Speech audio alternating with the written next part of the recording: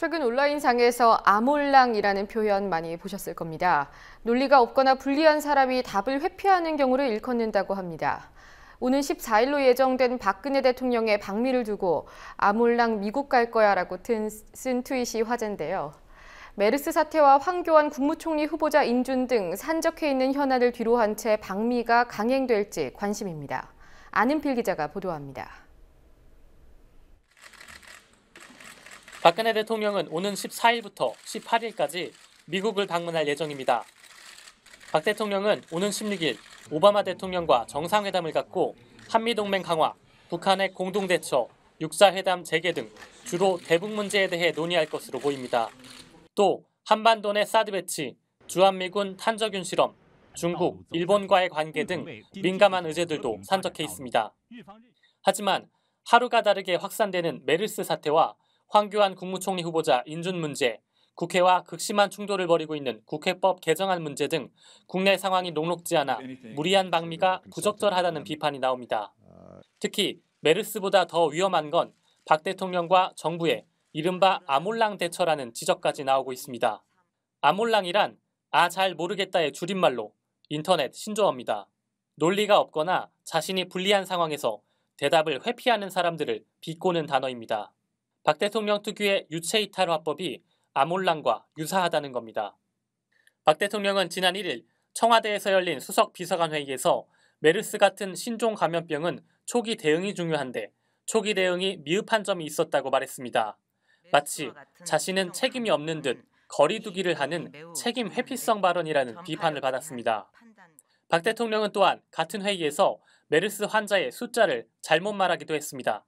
15명의 환자가 확인됐다고 했지만 이미 정부는 1시간 전에 감염자 수가 18명이라고 밝힌 상황이었습니다. 메르스 확진 환자 발생 13일 만에 처음 열린 어제 비상대책회의에서도 박 대통령의 아몰랑 발언은 이어졌습니다. 국민 불안을 해소하라, 정보 공개는 투명하게 해라, 확산을 막아라 라는 원론적 이야기만 나왔을 뿐 사과는 한마디도 없었습니다.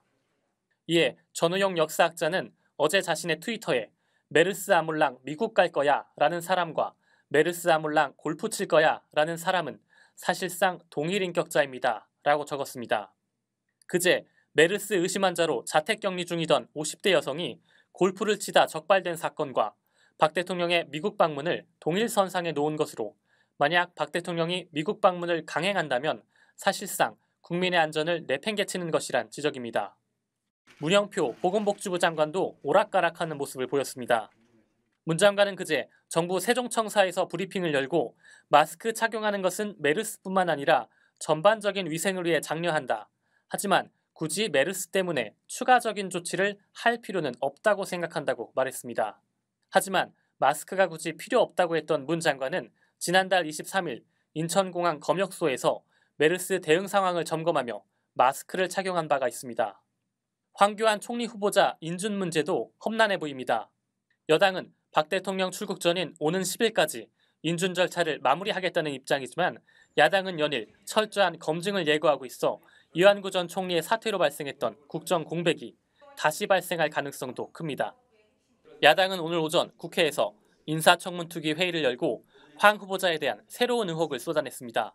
김광진 새정치민주연합 의원은 황 후보자의 병역 면제가 육군 수도통합병원의 결과 발표보다 먼저 확정됐다며 불가능한 일이라고 밝혔고 은수미 새정치연합 의원은 황 후보자의 공무원법 위반 의혹을 제기했습니다. 황교안 후보자는 2001년 아가페 재단 이사로 취임했습니다.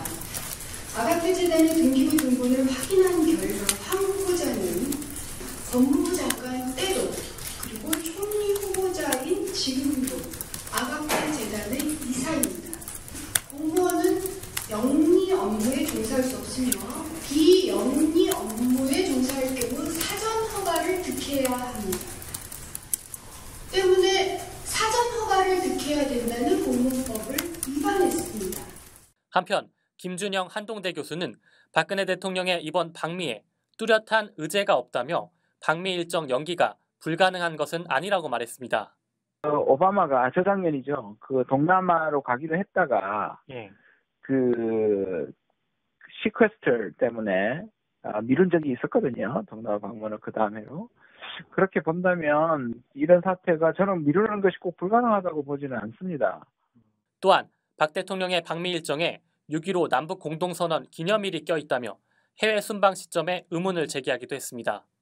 당초에 원래 이 시기가 좀 문제가 됐습니다. 왜냐하면 그 6.15 그 기간이지 않습니까? 메르스가 있기 전도.